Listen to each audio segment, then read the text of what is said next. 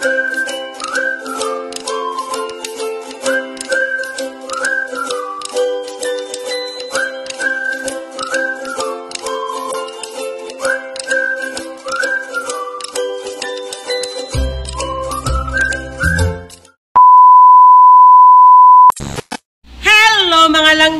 everyone, char lang. Ngayon guys, bula-bula ang aming bibig sa kakain nito kasi nga 'di ba? Sa nangyari na lindol sa Russia, sad to say, may nag-tsunami tapos merong mga tsunami alert sa ibang bansa, especially dito din sa atin sa Pilipinas, kaya canceled ang pasok, private or public school. Lahat ng is 'di ba si Sister Suiza nasa canteen siya na sa school ni mother. Ngayon, nag-declared ng cancellation of classes is alauna na. So, naka-prepare na si Suiza sa kanyang paninda sa canteen. So, ngayon, ang nangyari is marami masyadong paninda si Suiza. Ngayon, si Madam Toots, binayaran na lang ni Madam Toots kasi kawawa din. Siyempre, kapatid. Nawa si Madam Toots kasi paano na lang ang kapital? Wala nang pagkapital. So, binayaran ni Madam Toots ngayon. Kaya, ang bunganga namin ngayon, guys, bula-bula. Non-stop ngayon, guys. Bakit meron kayong wala kayong siomay? Nasa pastel. Merong pandog, merong pastel, merong quick. My favorite. Tapos, unsa pa? Walang siomay. Bula-bula ang baba ni Maninay. Mga inday, mga dudong. Tama talaga kasi nag-i-edit ako. So, ngayon, ang bunganga ko, nag-i-edit din. Non-stop din nakain. Ginoo ko. Grabe ang kain ko, mga inday, mga dudong. Alam niyo ba, nag-breakfast ako alas 10. And then, tinawag ako ni Madam Toots, mag-11 o'clock din, kasi gusto niya sabay kaming kumain. So, 2 beses ako nag-breakfast and lunch. And then, siguro, mga 40 minutes, dumating to. Ay! Tapos, mga Maninay, pag makita ako manood ako dahil ako sa mirror, parang feeling ko mga Maninay, nadidepress ako dahil. Kasi ang tabang talaga ng mukha ko, mga dudong. Nice doon kayo itanaw ni mong naunday. Nice kayo itanaw ni mong naunday. Kakarang nilingin ko siya, day. Sabi ni Sarah, mga Maninay kagabi, alam mo, day, ang ganda mo tingnan kaysa nung sa payatot kasi para daw itlog na balot yung mukha. Maaliwalas kayo mong nauntanawon, day. Ni dako-dako mong naunday. Tama ba, mga Maninay? Kasi pag mga hindi, mga dudong, pagpayat daw ako, hindi daw maganda kasi upya kayo imuhang diriday. Tapos ngayon daw, maganda tingnan kasi dito. Chubby chicks na. You have a chubby chicks na. Pero mga Maninay, grabe naman oy. Pabuti dudong day, kay makusi na niya imong aping day. Yes, niya dudong. Pero mga Maninay, napansin ko talaga, kasi nung sa Finland ako, or yung bagong dating ko pa dito, hindi ko maganyan yung mukha ko. Ngayon, mga Maninay, as in,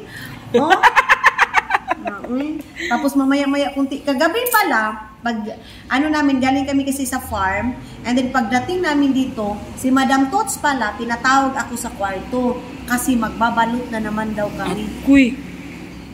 Tapos, ang ginawa ko? Buti na lang dinilak ko doon. O, diba, paggawas ako, niyo ko ilak, day? Oo, sabi ni Love, ilak mo, kasi baka ma-istorbo ka na naman. Kasi kung hindi ko yun nalak, malamang gigising ako ng alauna, alas 2 ng madaling araw. Tama. Talawat kay iro. Kinapakan naman kita siyang iro, day. Talawat kay siyang iro. Ganon yung atake namin ngayon. So ngayon, edit lang ako ng edit. Yung work ko ngayon is edit. Then mamaya hapon, mamayang gabi, siguro mga 6:30, mag-i-edit ka, live kami ni Love, kasi i-relive namin yung mga walang awa na mga minors na nagjo-join. But yeah, it's okay. Okay lang. Total, mabenta pa rin yan. Mabenta pa rin naman yan. Konsensya na nila yun.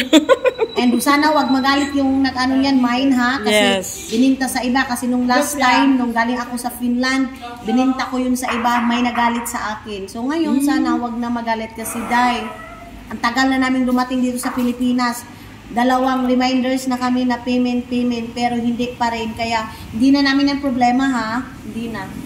Day, sa problema, day. Tara. Mata siya? Oh. Dai, di ko ang kanin. 2,000 years later. Hello mga kitty! Charlotte! Kitty! Hello, kitty! So, ayan, sabi ni Maninay, taba na daw siya. So, gusto niya mag-exercise. Pero ang exercise niya is, tingnan nyo. Social ang Maninay ninyo. Exercise niya, ha? Oh, swimming! Tirek! Murag baki! Niyaya niya ako maligo, mga langga. Ayoko kasi malamig. Kandingon ba ko? Oh, si Kuya Zian na lang ang kasama niya. Pag mag-sauna ka, tapos takbo ka na sa swimming pool, Oh. masyadong maganda. Hindi na kami natong mag-on. Oh. May ilaw yan. Hindi ako marunong mag-on. Naghangat na ako mga langga. Ha? Gihawak na ka, day? Pag sure, uy. Promise. Gihawak na ka? Promise yan. O sige, lumbanay mo ni Ate Maninay. 1, 2, 3, go. Wala!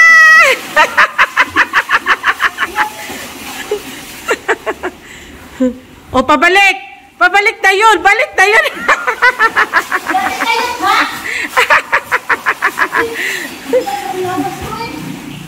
Sa? Halak na ka, day? Promise, Master. Hangat na akong lawas. Hulom ka, exercise. Walang exercise. Pampawala sa kuan. Ito yung maganda kasi grabe yung kain namin ngayon. Grabe ang kain mo. Natin.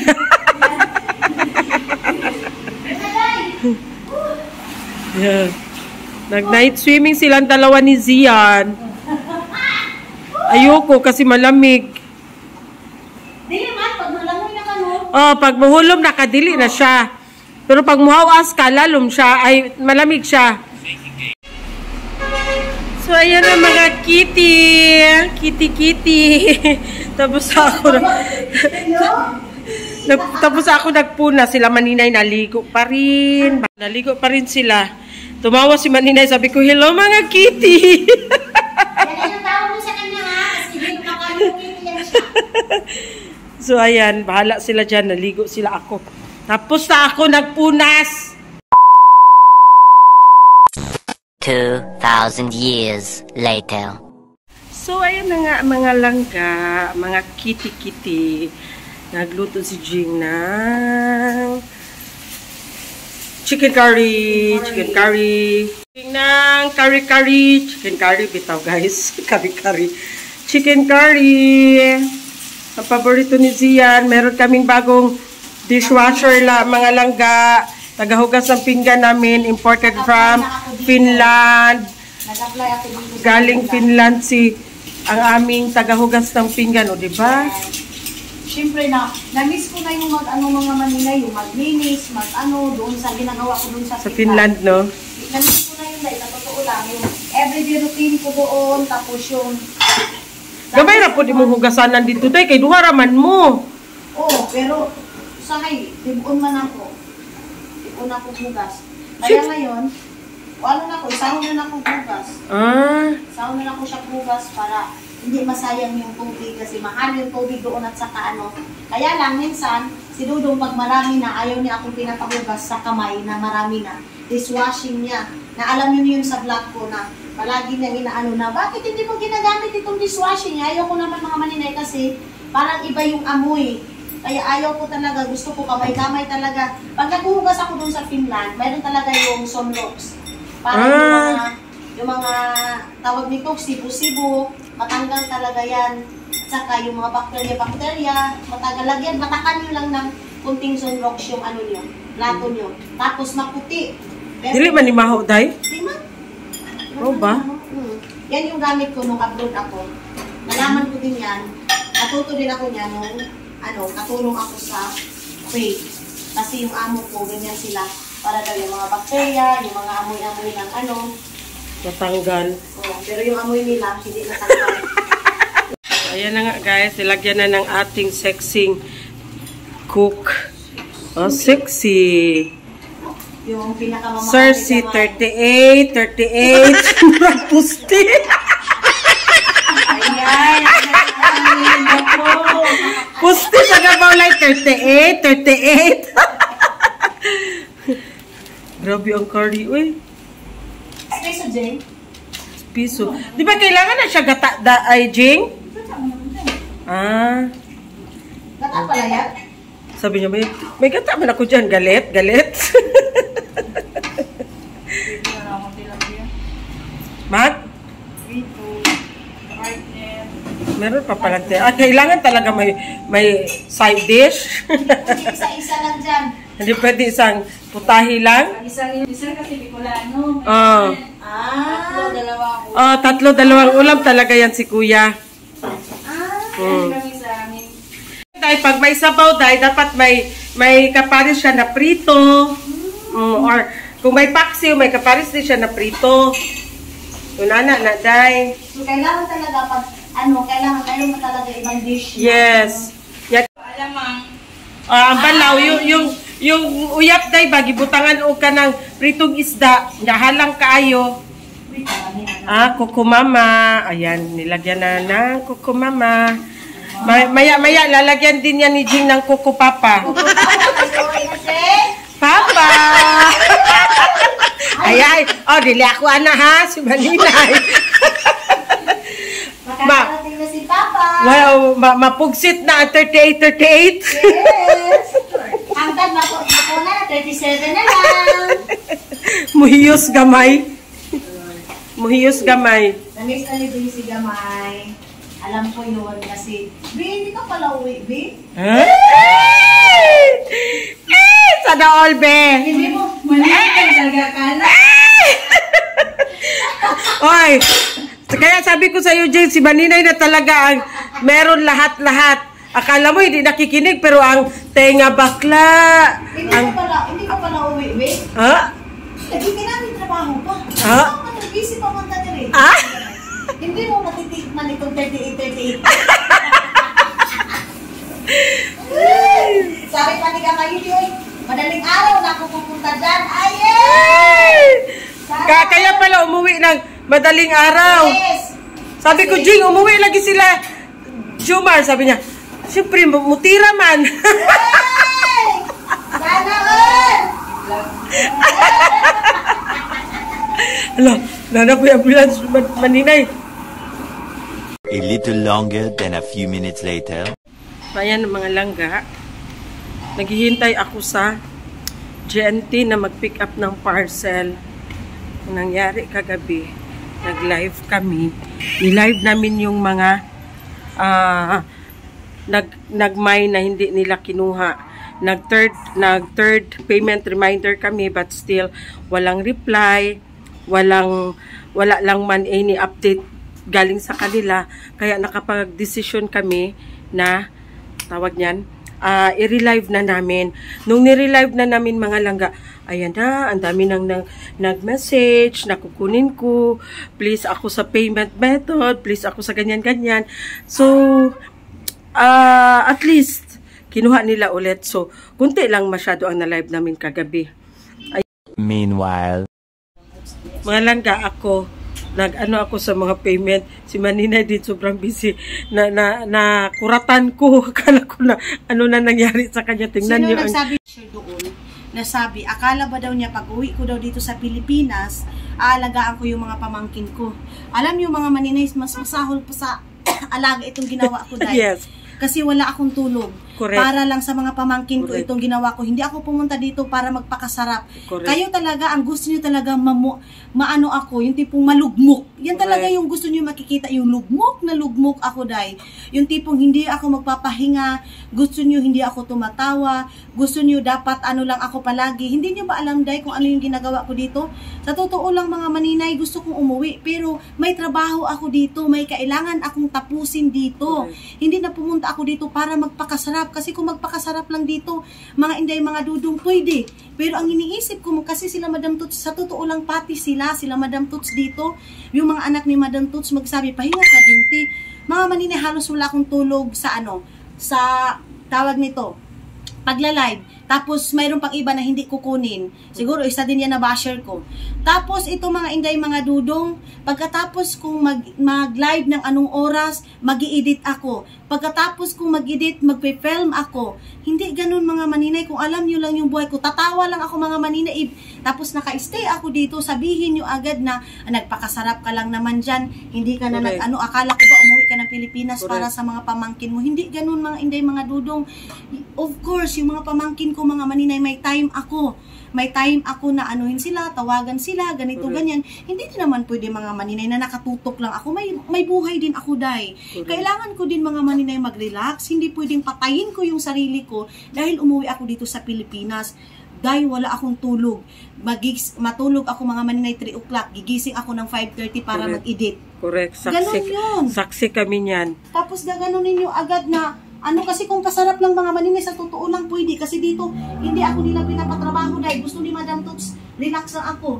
Pero hindi, ngayon mga maninay, nag-iisip na naman kami, ano na naman yung pagkakitaan ko para ito mga maninay sa pamilya ko. Yes. Hindi pwede dahil nakafocus lang ako, may asawa din ako. Correct. Ganon mga inday, mga dudong. Grabe itong mga ano na to. Hindi nila alam ang time management mo na naghahabol ka sa oras mo. Oo, totoo. Tingnan mo nito. Yes, ako yun kasi magaling ako. Ganon yun, hindi yung anuhin nyo ako na Janitress na ang maninay nyo. Naglilinis ako sa kwarto kasi nahihiya na ako dahil kasi dito sila Madam Tots. Pati paglalaba ko, sabi niya ipapalaba daw kay Sarah. Sabi ko, hindi Madam Tots. Kaya alam niyo naman ako dahil sanay ako na maglinis talaga. Tapos itong lilinisan ko, ang liit lang.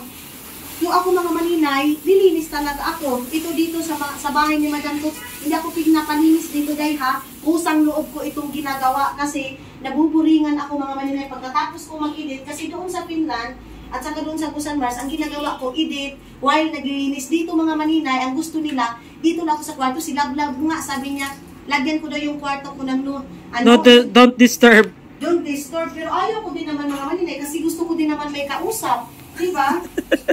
Hindi ganun dahil na pumunta ako dito sa, dito sa... Nagpakasarap. Dabaw. Nag-travel din ako mga maninay, hindi yun pasarap. Trabaho ko din yun. Correct. Kasi mayroon din akong negosyo mga maninay. Yung, Diyos ko. Genti? Genti na. Okay, Ayan, Genti na. Ayaw niyo talaga mga maninay na maging masaya ako. Ayaw niyo. Gusto niyo talaga maglugmok ako. Katulad nito, nadamihan ko yung shampoo. Lugmok ako ngayon. Diba siya? So, ayan na nga. Mga langga. Aray! Papaano tayo? Namin. Tingnan nyo. Buksan mo langga. Buksan mo. Ito ang buhay namin mga langga. Akala nyo, nagpakasarap lang kami. No. Yung pagpunta namin ng Thailand, pagpunta namin ng Vietnam, may mga rason yun. Hindi lang siya puro pasyal-pasyal. Nagtatrabaho din kami. Hindi nyo lang nakikita. So, bash kayo ng bash. Okay lang. Thank you so much sa mga bashers. Ayan na. Naging ano tayo ngayon. Ayan na guys, ang aming career is from Genti. Thank you so much sir sa pag-pick up po. Thank you din sir. Thank you so much din kay Ma'am Girly. Kana siya sir, ako na siyang gikuan. Pila ni kabawang? Isad na ako kay Ma'am Girly sir. Kay pila ni siya kabawang? A few moments later. So ayun ang mga langga. Nuha na ng Genti. So for now, follow up din tayo sa mga remaining pa na mga minors na hindi pa nakabayad. Pero kunti na lang siguro, nasa 10 na lang. So, monitor na naman tayo, payment reminder na naman tayo. Tapos pag maka-fully paid na sila, saka natin i-encode and then saka i-pick up ng GNT. So, ganyan ang buhay namin dito. Tingnan nyo, hindi masarap ang buhay ni Maninay. Tingnan nyo. Ang buhay ni Maninay, akala nyo lang masarap yan. Hindi kaya. Tingnan nyo. Saan ako nag-i-stay. Kasi nahihiya na ako na everyday na sila Sara yung maglilinis dahil nahihiya ako. I-bash na naman kami nito dahil ginawa ka namin katulong dahil. Tanda na dahil. Na may mag-comment na naman nito. Ginawa nyo katulong si Maninay. Kawawa naman si Maninay. Imbis na mag-relax. Alam na! Yes! Alam na nakin. Alam na nakin. Ginoo ko. Itong mga tao talaga, dapat, pero ilan lang din naman sila, mas marami namang mga tao. Yes, correct. Kung ako lang mga maninay, okay lang talaga sa akin maghiga-higa, pero mayroon akong pamilya. Correct. So, hindi pwede ako maghiga-higa. At saka ako pa, na nangihinayang ako sa oras. Sa oras, correct. Sa totoo lang, nangihinayang talaga ako sa oras.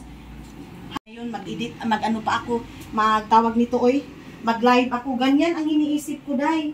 Hindi yung sabihin nyo na nagpapakasarap lang ako dito. Ano bang gusto nyo? Hindi na lang ako, puro na lang ako doon. Tapos pag doon naman sa Agusan Mars, sasabihin nyo na naman na, ano ba yan? Puro Agusan Mars yung makikita na, uy, watak-sabot, asa mo yung taani? Anak yun na, Day. Lagi, Alam nyo yung mga langga, si Maninay talaga, believe ako sa time management ni Maninay. As in, ako na lang magsabi sa kanya, Day, pwede pahinga? Day, pwede break muna? Kasi nga, kagaya nung nakaraang gabi, Day, no? One night, nangyari na, parang maaga kami, mga 10 siguro to, Day, no? Tapos sabi niya, love, ano oras na? Sabi ko, past 10 na, Day. Sabi niya, live tayo saglit. Sabi ko, Day, pahinga muna tayo, Day. Uy, ngayon na tayo na maaga nakapag-relax. Pahinga muna tayo. Sabi niya, sayang man kasi ang oras, Day. Kaya mga langga, wag kayo maging judgmental. Hindi nyo alam ang buong storya. Hindi nyo alam ang ugali ni Maninay. Kaya wag kayo comment na, nagpakasarap ka dyan. Pansamantala, akala ko ba ang main reason mo sa pag-uwi sa Pilipinas, alagaan mo ang mga pamangkin mo. Mga langga, hindi nyo lang alam gaano kaalagang-alaga ni Maninay yung mga pamangkin niya. Pati yung baby, hindi nyo lang alam. Sabik na si Maninay na makita yung baby nila, yung anak ni Mylene. Kaso lang, meron pa kasi siyang trabaho na tatapusin, kaya hindi pa siya nakauwi, pero maybe next week uwi na siya, di ba? Hinihintay niya lang, yung basher dyan ha, shout out sa basher dyan na nagsasabing, nagpakasaya si Maninay dito sa Davao. Hintayin nyo ang video. Kayo, kahit nandito si Maninay, pero ang isip ni Maninay, nasa pamilya niya talaga. Believe ako sa kanya. Kaya siguro sila ni Madam Tots, kasi si Madam Tots, family oriented si Madam Tots at saka si Maninay din. Magkasundo sila kasi parehas sila. Yung nasa isip nila is puro pamilya. Natawa nga ako kay Madam Tots kasi parang ako, yung kapatid niya, si Ate Suisa, na kasi nga mayroong trahedya na hindi natin inasan every day, every hour, mayroon talagang darating. So si Ate Suisa, nagluto-luto. Tapos, sabi ni Madam Tots, kasi walang klase umuwi yung mga bata, sabi ni Madam Tots na, yung, sige gang, ako na lang yung magbili. Yung parang tipong ganun mga Maninay, masasabi mo talagang, pagkapatid pala talaga mga Maninay, ang hirap palikuran pagdating sa hirap mga Maninay. Kaya ako at saka si Madam Tots, masasabi ko, same kami mga Maninay. Si Madam Tots din, siya lang din yung umano sa mga kapatid niya.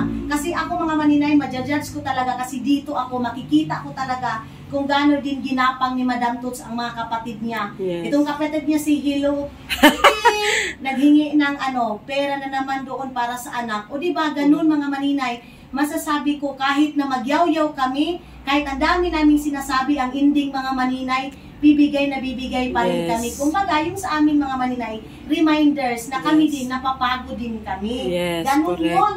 Ganun yun. Basher. Kaya wag ka mag-judge dyan. Akala mo kung sino ka maka-judge na perfect ka. Char lang. Charis Pimpeng ko lang yun mga langga. Bitaw. Wag kayo comment.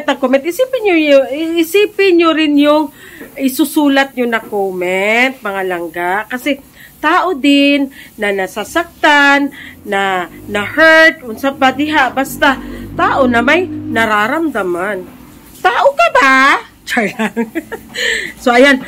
Alis muna ako mga langga kasi may kukunin ako na secret. May kukunin ako na pera. Payment. Bye!